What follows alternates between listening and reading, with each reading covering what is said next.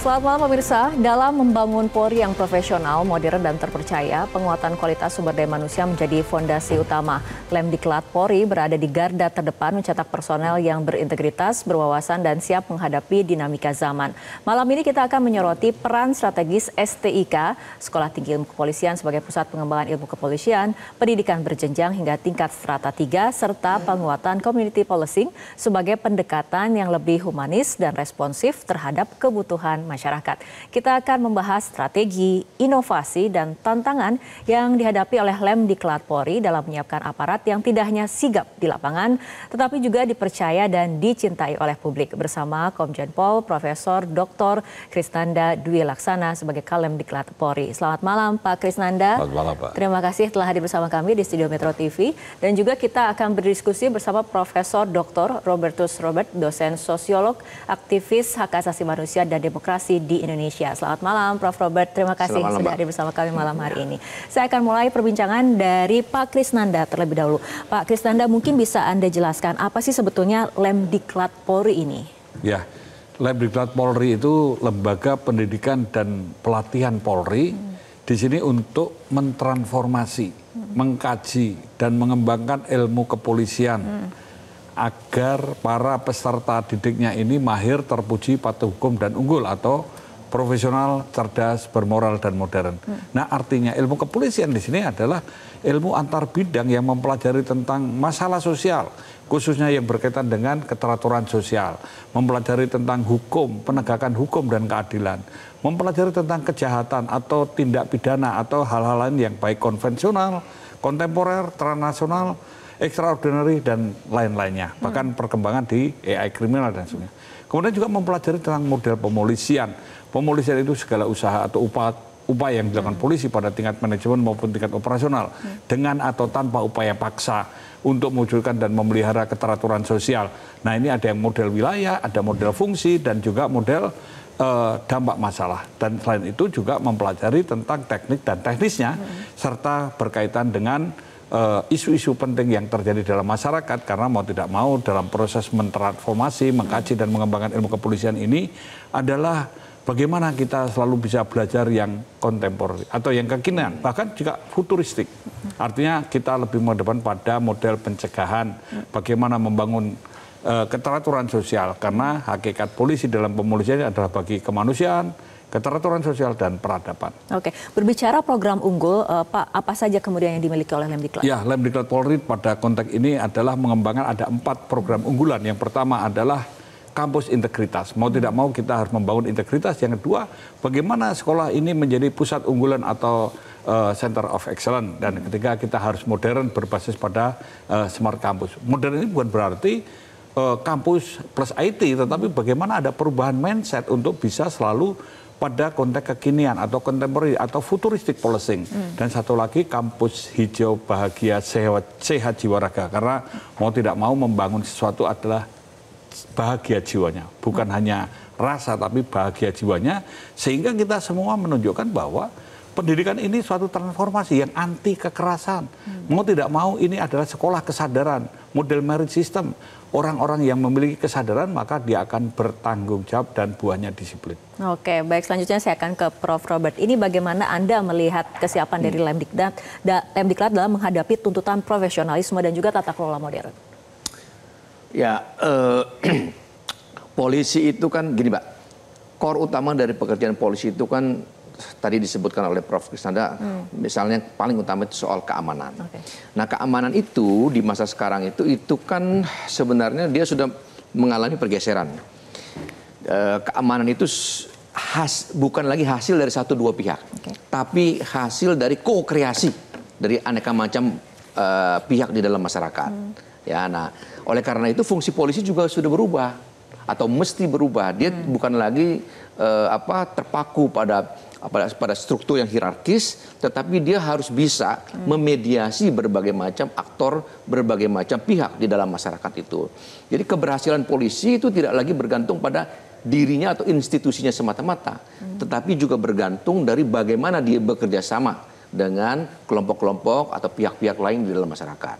Nah, disitulah kemudian situasi seperti inilah yang kemudian nanti menghasilkan problem dan kemudian demand, tuntutan-tuntutan baru mengenai peran polisi dan termasuk juga ilmu-ilmu apa yang mesti fit dengan situasi-situasi baru ini. Kira-kira gitu, Mbak. Oke, nah berbicara mengenai masa depan kembali kepada Prof. Krisnanda, menurut Anda sendiri bagaimana Lemdiklat Polri ini bisa membaca kebutuhan SDM kepolisian di masa depan? Ya, kita tadi yang saya katakan adalah membangun atau mengembangkan futuristik policing atau pemolisian yang futuristik. Nah, konteks ini kalau model yang saya sampaikan, saya transformasikan dan saya ajarkan juga adalah berkaitan dengan smart policing atau pemolisian yang fungsional. Apa kata Prof. Robert tadi, tidak hanya sendiri tetapi juga bermitra mencari akar masalah dan menemukan solusi yang bisa diterima semua pihak. Dan polisi ini nantinya bisa menjadi bagian dari masyarakat yang dilayani sehingga diterima, didukung, keberadaannya ini diakui. Nah, konteks smart policing ini bisa dijabarkan adalah harmoninya antara konvensional policing, electronic policing sebagai model pemolisian di era digital dan forensik policing karena kita hidup di era kenormalan baru karena permasalahan kejahatan hadirnya EIK atau permasalahan teknologi atau penahan forensik itu tidak hanya nubika, tidak hanya nuklir, biologi, kimia dan fisika, tetapi juga ada masalah sosial yang di-create karena Indonesia itu negara majemuk, negara yang potensi konfliknya besar, negara juga potensi bencananya besar. Maka tadi yang disampaikan juga Pak Robert adalah bagaimana polisi ini bisa memberikan pelayanan yang prima, baik pelayanan keamanan, pelayanan keselamatan, pelayanan hukum, pelayanan administrasi, pelayanan informasi, dan pelayanan kemanusiaan. Arti prima itu cepat, tepat, akurat, transparan, akuntabel, informatif, dan mudah diakses. Oke, baik Bapak-Bapak, kita akan lanjutkan kembali perbincangan, tapi kita ikuti jeda berikut terlebih dahulu.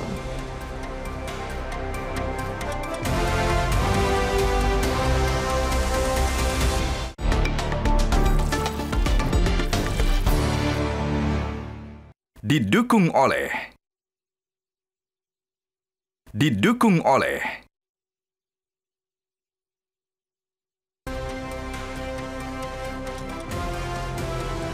Pemirsa, kita akan lanjutkan kembali perbincangan Pak Krisnanda mengenai STIK sendiri. Ini bagaimana kemudian dalam memperkuat kualitas kader pengembangan ilmu kepolisian? Ya, dalam lembaga pendidikan itu pilarnya ada pada gurunya atau pada dosen-dosennya ya. Jadi kalau kita mempelajari tentang ilmu kepolisian yang tadi saya katakan, maka menurut saya ada tiga klaster yang bisa kita kategorikan. Yang pertama kali tentu kurikulumnya. Dari dosen kita tidak hanya polisi, ada dari mana-mana. Salah satunya Prof. Robert ini, beliau dari UNJ, ada dari STF, Dirkara, ada dari Sanata Dharma, ada dari UI, ada dari UGM, ada dari mana-mana. Atau kita punya pelajaran nanti yang saya kategorikan ya. Yang pertama adalah dasar atau pokok yang menjadi landasan. Satu, kita mempelajari atau mengajari yang dasar berkaitan kalau untuk STIK adalah pada filsafat ilmu pengetahuan. Bukan ilmu filsafat ya, filsafat ilmu pengetahuan. Karena itu dasarnya bagaimana mengembangkan ilmu kepolisian ini nanti baik ontologi, metodologi, aksiologi, ontologinya ini epistemologi bisa dikembangkan. Yang kedua, tentu kaitan metodologi karena menjadi sekolah sarjana untuk S1, S2, S3 atau S3 terutama karena dia akan menjadi peneliti, dia akan menjadi penulis, dia akan menjadi guru, pengajar atau mentransformasi. Dia juga menjadi polisi yang profesional, tentu bisa ditumbuh kembangkan di situ. Nah, konteks yang selanjutnya adalah pembelajaran kaitan dengan nilai-nilai kebayangkaraan tentunya, nilai-nilai keindonesiaan kaitannya dengan konteks etika publik. Nah, ini konteksnya adalah pembelajaran anti korupsi karena mau tidak mau polisi dalam bekerja harus mempertanggungjawabkan secara moral, secara hukum, secara administrasi, secara informasi, secara fungsional dan secara sosial. Dan kemudian yang pokok atau kurikulum pokoknya ini diajarkan kaitannya dengan masalah sosial, khususnya keteraturan sosial, masalah kejahatan, masalah hukum, masalah pemolisian, masalah birokrasi, masalah teknologi, dan lain sebagainya. Dan satu lagi kapital selekta, tadi yang saya katakan, yang kekinian, pembelajarannya kapital ada masalah, sebenarnya akar masalah bukan urusan kepolisian, tapi itu isu-isu yang terjadi dalam masyarakat, bisa dikembangkan, masalah ideologi misalnya, masalah politik, masalah sosial, masalah HAM, masalah yang lain. Nah, pembelajaran bukan menghafal, tetapi bagaimana kita bisa berpikir secara holistik atau sistemik, bisa memahami makna di balik suatu fenomena, bisa juga membuat model, dan kita juga bisa belajar pendekatan konseptual dan teoritikal tentunya. Ini model berpikir menemukan prinsip-prinsip mendasar yang dan berlaku umum dalam satu menjelaskan fenomena, dan kita bisa melihat berbagai pendekatan. Nah, konteks ini tentu juga akan dikaitkan dengan bagaimana studi kasus, bagaimana upaya pencegahan, bagaimana ada kebaruan, karena mau tidak mau kita harus memikirkan hal-hal yang berkaitan dengan transformasi, yaitu berani belajar dan memperbaiki kesalahan masa lalu, siap menghadapi tuntutan, tantangan, ancaman, dan harapan di masa kini, dan mampu menyiapkan masa depan yang lebih baik. Oke, baik. Prof. Robert, menurut Anda sendiri apa sebetulnya contoh nyata inovasi pendidikan atau riset kepolisian yang dapat menjadi model bagi institusi lain? Ada, menurut saya setidaknya ada 3 atau 4 inovasi sebagai satu proses yang sedang berjalan. Yang pertama adalah inovasi paradigmatik, ya kan? Ini yang backbone-nya, yaitu bagaimana mengubah kultur lama yang sifatnya hierarkis, militeristik itu menjadi kultur yang lebih civilian. Nah, di sini inovasi yang berkembang tentu saja adalah misalnya kalau kita lihat dalam riset-risetnya itu berkembangnya riset-riset yang mengenai hubungan antara polisi dengan polisi dan kewarganegaraan, polisi dan demokrasi. Yang kedua adalah inovasi metodologis. Ya, inovasi metodologis itu dia sifatnya apa? Karena tadi polisi itu adalah co-kreator dari keamanan, ya kan, bukan dia nggak sendiri. Maka dalam sudut keilmuannya dia juga mesti secara metodologis terbuka untuk melibatkan disiplin keilmuan yang lain. Itu yang kemudian misalnya terjadi misalnya di pascasarjana STIK itu ada begitu banyak dosen-dosen dengan latar belakang keilmuan dari berbagai macam universitas. Nah, disitulah kemudian polisi juga belajar. Misalnya begini, kalau ada kejahatan, tugas polisi itu bukan sekedar nangkep penjahat, tapi juga berpikir kenapa bisa ada kejahatan. Nah, di situ kan analisis ekonomi politik harus ada, analisis sosiologi harus ada, antropologi harus ada gitu. Nah, ini yang saya sebut dengan inovasi metodologis. Yang ketiga adalah inovasi kultural. Inovasi kultural itu adalah mengubah kultur polisi yang semula hanya bersifat hierarkis, menjalankan perintah komando, berubah dia menjadi polisi pembelajar. Nah, gitu ya. Jadi kulturnya berubah. Jadi STIK itu bukan lagi nggak sama dengan Polres dan Polsek, tapi dia adalah tempat belajar. Gitu. Nah, ini inovasi yang proses ini yang sedang berlangsung dan sedang bekerja gitu dalam pendidikan di STIK itu, saya kira. Oke. Baik, Prof. Krisnanda, ini sebetulnya bagaimana arah pengembangan kurikulum pendidikan kepolisian di jenjang seperti S2 dan S3, dan kembali mengenai riset, apakah kemudian sudah menjadi basis utama dalam pengambilan kebijakan dan pemecahan persoalan kepolisian? Ya, karena pendidikan ini hebatnya mereka bukan pada hari ini ya, tapi ke depan. Apa yang disampaikan Prof. Robert ini menjadi pembelajar, perubah paradigma. Ini hal yang tidak mudah, tetapi ini proses. Ini kami bersama Prof. Robert dan teman-teman lain ikut membidangi untuk lahirnya S3 tahun 2015. Ini bukan hal mudah ya, Prof. Bukan. Ini karena ada berbagai banyak ya sikap skeptis. Tapi ternyata hari ini para alumninya sudah menunjukkan bahwa ada perubahan paradigma, perubahan kultural, perubahan cara menganalisa, bahkan perubahan pendekatan bagaimana implementasi secara pragmatis di lapangan. Nah, konteks ini sangat penting karena polisi ini berusaha memahami, bukan minta dipahami. Ke orang yang melayani itu mau tidak mau dia harus bisa selesai dengan dirinya. Maka pada pendidikanlah tergantung masa depan bangsa. Ini Romo Mangun mengatakan demikian. Ini juga berlaku pada pendidikanlah tergantung masa depan Polri. Karena kita mau tidak mau menjadi pembelajar ini, kita selalu bisa, tadi yang saya katakan, mentransformasi, tercerahkan. Dan ini tadi yang saya katakan adalah berbasis pada literasi. Karena konteks ini, maka kalau saya katakan dalam buku yang sudah saya tulis ini, strategi arsitektur Lemdiklat Polri ini adalah berbasis moral dan literasi. Karena mau tidak mau polisi ini menjadi penjaga kehidupan, pembangun peradaban, dan pejuang kemanusiaan. Sehingga kita bisa menunjukkan bagaimana paradigmanya, bagaimana kulturnya, bagaimana perilakunya, baik itu dalam pikiran, perkataan, perbuatan, dan bela rasanya. Oke, baik. Prof. Krisnanda dan juga Prof. Robert, kita akan kembali lanjutkan perbincangan, tapi kita ikuti jeda berikut terlebih dahulu.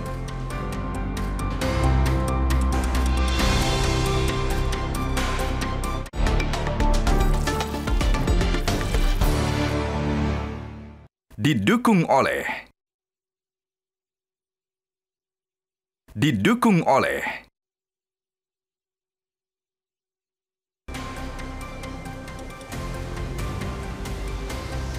Pemirsa, kita akan lanjutkan kembali perbincangan.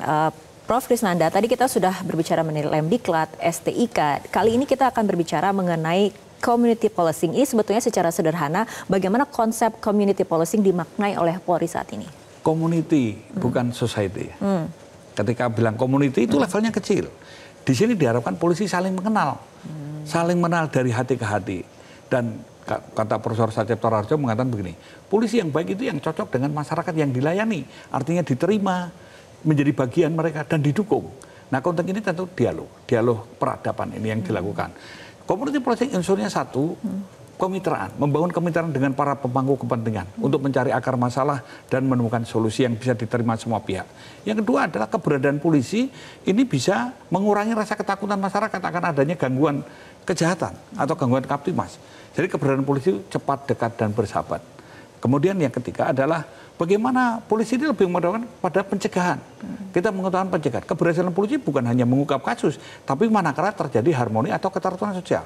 Yang keempat berorientasi peningkatan kualitas hidup masyarakat. Artinya konteks inilah polisi berupaya untuk menjamin keamanan dan rasa aman sehingga menjadi co-producer. Dan polisi dikatakan penjaga kehidupan itu menjaga kehidupan agar mereka produktif karena suatu masyarakat bisa bertahan hidup, tumbuh dan berkembang kalau ada produktivitas. Maka polisi tidak memerah, tidak terima suap, tidak menjadi bermain ilegal atau hal-hal yang kontraproduktif lainnya.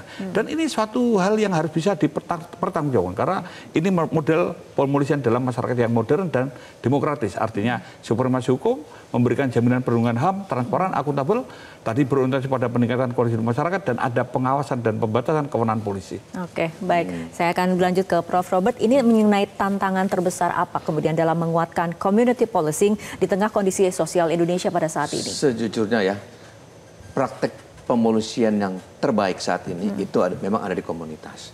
Babin Kamtibmas itu contohnya. Dia itu kalau lihat dari situ, kita lihat polisi yang memang bekerja bersama-sama dengan warga menghasilkan keamanan dan kenyamanan.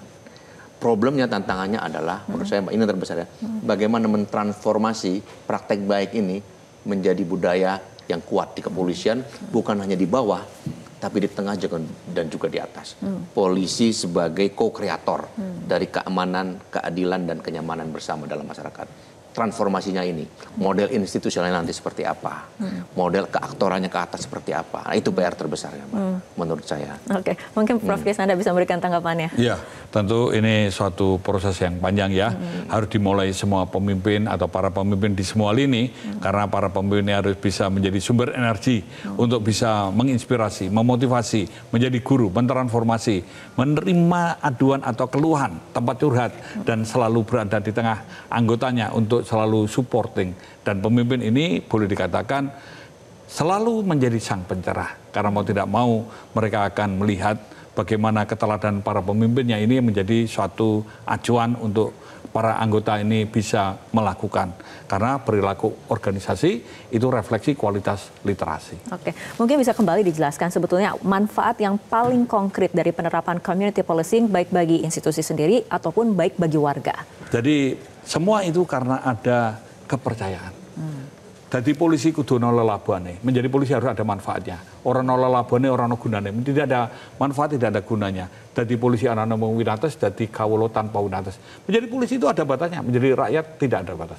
Maka polisi ini rakyat jujur, orang ngapusi. Oke, Prof. Robert, ya, kalau itu berhasil, Mbak, itu yang namanya polisi sebagai civilian in uniform itu terjadi gitu. Dia disitulah akar utama dari siapa itu polisi setelah era reformasi, kembali kepada budaya sipil.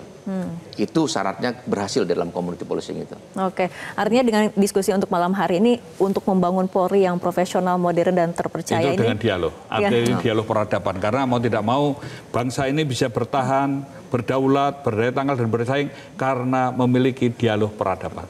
Dan kemudian ini juga ada kerjasama antara intelektual, masyarakat sipil, dan institusi Polri ya untuk memperkuat. Dari semua stakeholder, termasuk dengan Metro TV malam ini tentunya ya. Karena mau tidak mau kita sama-sama dengan dialog ini, kita akan melahirkan kekritisan. Jadi bukan mencari kesalahan, bukan menyalahkan, tapi bisa belajar dari kesalahan dan tidak saling menghakimi, tetapi menemukan solusi yang bisa diterima semua pihak. Oke, baik. Terima kasih Prof. Krisnanda dan juga Profesor Robert telah berbincang bersama kami malam hari ini. Dan pemirsa, perbincangan tadi sekaligus menutup perjumpaan kita dalam Prime Time News untuk malam hari ini. Mewakili kerabat kerja yang bertugas, saya Fitri Megantara mengucapkan terima kasih atas perhatian Anda. Selamat malam, sampai jumpa. Jelajahi cara baru mendapatkan informasi. Download Metro TV Extend sekarang.